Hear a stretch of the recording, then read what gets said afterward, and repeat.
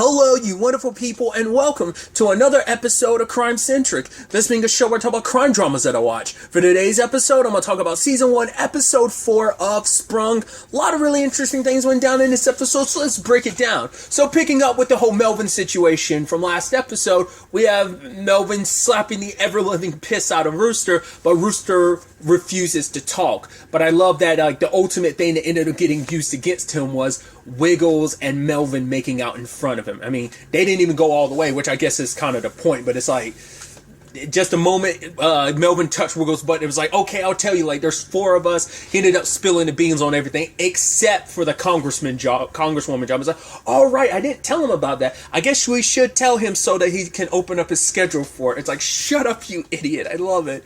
But, Wiggles made her choice. I was almost like, I thought, like, seeing him get slapped around and stuff would make her change her mind, but it's like, no. Like, the fact of the matter is, I want I want to be able to have a baby while I'm young, so that way we can do, like, I could take her places, and also we can do mushrooms together. And it's like, okay. But also for her, it's like, I want the father of my child to be there in their life and not in prison. And you get caught a lot. At least Melvin, it's like, at the very least, he might get caught a little here and there, but it's like, I want him to at least be out long enough, So, but every time, because, I mean, it almost kind of comes full circle to the first episode, because Barb made a whole point of, oh yeah, like, he's never been in his room long enough for it to be any different, because ever since he was young, he was in and out of juvie and jail. So it was never, like, he was never home consistently enough for his room to be any different. So you kind of want things to kind of work out between Wiggles and Rooster, but maybe just, as she said last episode, it's like, maybe just things aren't meant to be. God's the boss of the universe, and he wanted things to kind of work a certain way. The universe would work them out that way. So maybe they're not meant to be. Maybe the end of this episode presents an opportunity for something to happen between them. We'll have to wait and see, but Melvin got the information, busted over to them just when they are, which I even love that whole thing about Jack being like, oh, can I use the kitchen? It's like, you don't need to ask permission to use the kitchen. You're not in prison anymore. He's like, yeah, but I don't know if that's still like some part of having been in prison kind of still ingrained in him, or whether that's just a byproduct of him trying to have manners, because it's like, this is Barb's house and we're kind of like mooching guests, so like I don't want to use anything in her house unless she gives me this go ahead. So he ends up, getting permission from her. But before he could cook, Melvin strolled in and he's like, oh, you're the criminal mastermind. He's like, I'm not a criminal or a mastermind. He's like, I get it. You robbed me because you heard I'm a bad person. You heard a lot about me from that idiot and his foot-faced mother. And she's like, what does it mean to have what does that even mean? He's like, your face looks like a foot. And Gloria's like, I don't see it. And poor Barb felt so insulted by that. But it's like, yeah, goes out with the boys along with Rooster. But Jack, the entire episode, I felt kind of bad for Rooster, because Jack was using every opportunity to like take jabs at Rooster, and I was like, oh, come on, like, I know he's screwed up, but come on. And he's like, you and Melvin ganging up on him. But the fact is that Jack and Melvin were hitting it off. I was like, Melvin's not that bad of a guy. Even the fact is that he's like, oh, he like plays videos of his old games. Like, he's like, yeah, he kind of he was like, he played some all-state games, like, when he was in junior high, but he slept on it funny, so didn't really wasn't able to kind of continue because of his shoulder, because he slept funny on it. But like I said, it was kind of really endearing, especially because he's like replaying the games and stuff like that. I even love Wiggles being like, oh yeah, I tried to do the same thing with my God, what was it she was doing? It was like dancing or something, or ballet things or whatever. But she was like, yeah, but for whatever weird reason, my dad was like, always like captured videos of the other girls. You're like, ew, yikes. Yeah, they were like really hitting it off, and once again, like, Rooster kept getting like ostracized. I'm surprised Melvin just let him walk away too, because it's just like, oh, the nacho spilled on him and he started complaining and he just walked away. I'm surprised Melvin wasn't like, no, bring your ass back here. But he was just kind of like, whatever. I think him and Jack were hitting it off so much, but it's like, Melvin is actually a really good guy, and just the fact is, he's like, oh, I'm a good rememberer. It's like, oh yeah, supply and demand, and it's just kind of like, yeah, he found a niche, and he started, filling in for people who needed something during the pandemic and stuff like that. So obviously people are trying to get into music more during the pandemic. So he's like, yo, let me steal some instruments. And the only place he could steal from would be this high school, which Jack is not too keen on that, because it's like, right, the principal was pretty nice to me. It's like, yeah, but they, and true, yeah, it was used in his bit, but it does still hold truth of like, right, prison is supposed to be about rehabilitation. It's not that here in the U.S. Obviously, it's a lot more like that in other countries. I think the one that kind of gets used the most is like Sweden when it comes to like their criminal system. It's the one that kind of most people kind of lean towards being like, oh, like that's how you do it, like how prison should be utilized as a rehabilitation. But it's like, yeah, you kind of get caught up in the cycle of like, right, how prison's supposed to rehabilitate you so you can go back and join society. But it's hard to join society when the system's rigged against you, because you're not going to be able to get most jobs if you've done a felony. Even if it is something like, oh, you went to jail because of weed. It's not like you went away for murder or any like severe crimes. It's like, no, you went to jail because of weed. So that's another, so it is that, there should be an asterisk with some of that stuff, but your felonies will follow you forever, and it makes you harder to get certain jobs. And it's like, you just find yourself kind of back in a cycle. It's like, how are you supposed to like kind of make it out okay when everything's stacked against you? And it's like, yeah, hearing from Melvin, it was like, yo, that was actually well thought out. It was it's a sentiment I think some people can get behind. Like I said, there's an asterisk beside it. I'm not saying like everybody should be applicable to that, but there should be kind of like a gray area when it comes to like, as long as it's like non-violent crimes. I mean, depending, like if you're doing some white collar shit, like you frauded some people, yeah, I think we should put an asterisk beside that when it comes to you getting jobs in the future and stuff like that. If you embezzle money and steal money from people, so there's an asterisk beside that. It's not like, oh, everyone, but you get what I'm saying. But like I said, circling back, about the whole Melvin thing, especially him giving Jack advice about the whole it's like, oh, have you and Gloria tapped? And he's like, no, we haven't tapped. It's like, yeah, we were kind of there and kind of a thing in prison when we kind of talked through the toilet, but that's about it. And he was like, no, man, you have to gave him some advice, because he's like, though how I won Wiggles is that she didn't get a lot of physical affection when she grew up, which I was like, that's sad. And he's like, I gave her a heavy blanket to kind of, it makes her feel like she's being snuggled. I was like, that's actually, there's so many layers of like, that's sad, but also it's super sweet. And he's like, yeah, I get to be the hero every day because she can't get out on her own, which I love. They used that in the I keep saying post credits, but it's like mid credits, and that whole like her squirming, I was almost like, is she actually going to even get out of there by the end of the credits? But she does. I was like, the moment I saw her waking up under the blanket, I was like, oh, he's in jail. She can't get out on her own, and her struggling the entire. We have no idea, because it's a little bit of a time lapse, because you could see the cut, so we have no idea how long. They probably had to do that because it's like, right, we have to probably restart it every time, like in case like it comes up and she could easily slip. It's like, well, we have to keep this bit going. So it might just been cut like that just to make it seem like it took her a very long time. So we have no idea how long it took her to get out. But I was like, that's actually super sad. But she did manage to get out on her own. But yeah, about the Melvin thing, him taking the fall for Jack, I was like, because the moment the knife was in, I was like, would Rooster really do that? Because there's no way he'd be that vindictive. And part of me was almost like, could Melvin have set this up? And I was like, why would Melvin set that up to like get Jack to run away while he actually, because I was like, oh, you're going to take all the profit from it on your own? I'm like, that doesn't make any sense. And for it to be like, nah, it's Jack's point, I was like, you might say that you're not a criminal or a mastermind. To be fair, this is just all armed with tactics he earned in prison. So, but still, I was like, that's sneaky of you. And it's like going back through everything, like, smiling a lot, getting like, saying the perfect person's name over and over again. I was like, dude, that's some like leverage shit, because like leverage would do that where they go like, oh, and this is what was really going on the entire time. He's on some like, let's face it, he's on some Nathan Ford shit, and I love it. I was like, that's pretty dope.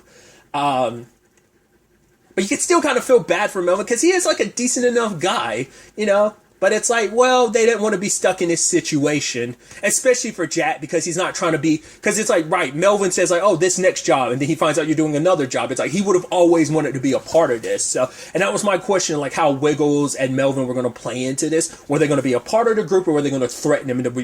I mean, they were going to get threatened either way, but I was curious what role Melvin was going to play. But it's like, oh no, this is already dealt with. I mean, granted, there's still plenty of room. We're at the halfway point for the season, because I think the season's 8 episodes. We're at the halfway point, so still plenty enough story and time for him to circle back around into the story and pop back up, because it depends on like how long they're going to have him held up for the whole, because he might not stay locked up, he might just like get out on bail or something like that. I mean, he probably won't have the money necessary to get out. But this is also where I was talking about, like, there's the whole Rooster and Wiggle situation where like now something could potentially happen, because now it's like, oh well, Melvin got caught, so but if Melvin finds out that they're responsible for this, all hell's gonna break loose. But because all Jack had to do was promise that he'll beat the ever-living shit out of Rooster, so who knows if that's kind of enough. I don't know. So, like I said, I feel a little bad for Melvin, because he's not the bad guy that people can. Yeah, he can come off as a dick, but he's not the worst person. So. But like I said, that was pretty ingenious on Jack's part. I am curious to see where the whole him and Gloria thing goes, because both of them were getting advice this episode. Melvin gave Jack advice, and Barb was giving Gloria advice, because it's like, right, it's been 3 years, you were locked up for 3 years, like you should kind of like scratch that itch. But it's like she recognized how much like Jack was like, his mind was blown like the moment like their legs touched at the end of the last episode. She's like, yeah, I know who he is. He was locked up for 26 years. Like, it won't just be casual sex. He'll want more. And she's like, because Barb's got her own situation. She's got Stan, who's played by Chris Bauer, best known as Andy from True Blood, and him making excuses to go by. He got his mom something, and like, but Barb's like, I know, like, he literally came by an hour before he didn't think I saw him, but I saw him through the window. He already got his mom the food like an hour ago. And it's like, all right. He's like, and he gives the food to his mom. She's like, what are you doing back here? He's like, well, an hour ago, Barb wasn't on her porch, so just put it in the freezer. He's like, oh, she wants dessert, so don't be surprised if you see me in a few more minutes. She's like, I can't believe there's a man that makes me, sick of being out on my own porch. So that's interesting. Because I was curious about the whole, like, because it seemed like Gloria was like very intent on like, oh, nothing happening between her and Jack, but both of them haven't gotten laid in a long time. Plus, like, there is the bullet holes in the drywall in between them, and so they kind of snuck peeks of each other, but they're trying to like control themselves. So we'll see if anything happens there, which is interesting considering like Barb like multiple times had sex with I had to stop because I was literally about to call him Stan. She's had sex with Stan like multiple times. She even said 2012 I was Catwoman, which immediately my brain goes, which Catwoman? Traditional Catwoman, Halle Berry Catwoman, or because I'm trying to remember the outfit, and I'm like, because you see part of it on the floor, and I'm like, well, it's 2012, so it could have been Dark Knight Rises and Hathaway Catwoman, so that might have inspired her even more to. But either way, yes, that's the north side of my brain being like, oh, which one? I wonder which Catwoman. Because I didn't pay as much attention to the costume as I should have, but still. But I did like that Gloria and Barb did bond this episode, because for Barb, she saw this as an opportunity, like, oh, we could like bond and get to know each other like gal pals. She's trying to have a conversation with Gloria, but Gloria's too busy. It's like, no, I'm trying to figure out how to have like deal with this Melvin situation. She's like, oh, you can't like communicate with someone and think at the same time. So like, oh, that's kind of rude. She's like, I thought we could be gal pals, and it's like, well, I've never had to like compare pubes with people in my Girl Scouts or whatever. So. But, Gloria does eventually reach out, and they are able to talk. We kind of learn a lot more about Gloria in this episode. We learn about, how this all started from her Obviously, she working like what was it, like a restaurant job or just like a fast food job wasn't enough money. So she basically would sell her hollowed out books for people to put their stuff in. But she would keep those people's addresses, show up when they left, and then she would rob. So like she's been at this game for a hot minute. And she kept it up, and obviously she did go to college partially just to learn enough to kind of make her a better con woman. But she was undone, which is interesting because we kind of learned there's a few people who the situation they got mixed up in isn't how they actually got away. The guy who was a thief or whatever from episode 1, we learned that's like, oh yeah, like he got locked away because it's like, oh, not because he got caught, it's because he was strangling his brother for sleeping with his husband. Gloria was in a similar circumstance where she beat up a guy because he put mayo on her, like her sandwich, and she said no, and she attacked him. The video went super viral, and one of her like people she scammed ended up recognizing her, and that's what she went away for. And Barb, trying to make her feel better, is like, oh, let me show you this video of the people on the internet, and this someone was in a bunny outfit. I was like, the bunny hat. I was like, is that Barb? Because I felt like, I was like, that seems like that's Barb. And the person was taking a shit on the lawn, and it's like, okay, it's because the guy wouldn't pick up his dog's poop. And Gloria's like, well, now that I have the context, it's actually kind of funny. She's like, you want to see it again? It's like, no, I don't. You know, so you probably, the last thing you want to do is like see another human being, like literally see the shit fall out of another human being's ass, you know. We're closer now, but we're not that close. But I also love this like background thing of just Barb is so focused on the congresswoman's life, and she's like, oh, because the husband got rid of the maid, because it's like, right, she's around so many people, we don't want her bringing COVID into the house. So the fact is that she's having to chisel, the congresswoman has to chisel shit off of the toilet. She's like, what are you eating? It's like a Sharpie marker in there, and it's like, oh god. And she couldn't figure out the washing machine, so she just got frustrated. It's like, we're going to like just basically let this place air out. She's like, I'm done. We're going to go away for the weekend, which presents the opportunity of, yeah, we have our time to strike now.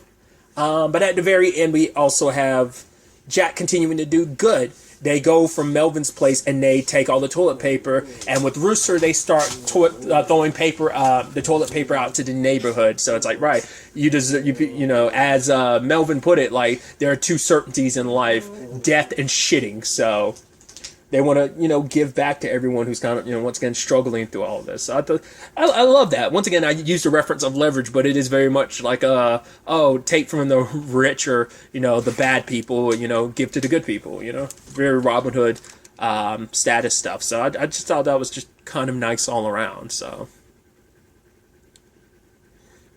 it's definitely going to be interesting to see where all this ends up taking us. Like I said, I get the feeling we haven't seen the last of Melvin. Not unless we get some scenes where, like, Wiggles is visiting him in prison or something like that. Like I said, we'll ultimately have to wait and see what happens. Especially because they are closer to getting towards the congresswoman job now that they've kind of know when to potentially strike. So now they just got to fully plan things out and see how it plays out from there. But, yeah. Really, that's all I want to talk about. Till the next time we meet, be happy, be safe, live life to the fullest, and enjoy it.